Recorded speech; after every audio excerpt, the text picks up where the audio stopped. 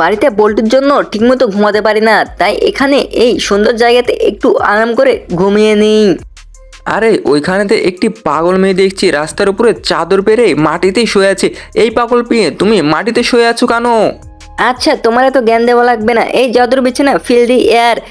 আরে বাহ, এটা তো দেখছি চমৎকার হয়ে গেল। এটা তো মনে হয় জাদুর বিছানা। এই জাদুর বিছানাটি কত নরম! এই জাদুর বিছানাটি আমার কাছে অনেক ভালো লেগেছে। বন্ধুরা, তোমাদের কাছেও যদি বিছানাটি ভালো লাগে তাহলে ভিডিওতে লাইক করে চ্যানেলটি সাবস্ক্রাইব করো।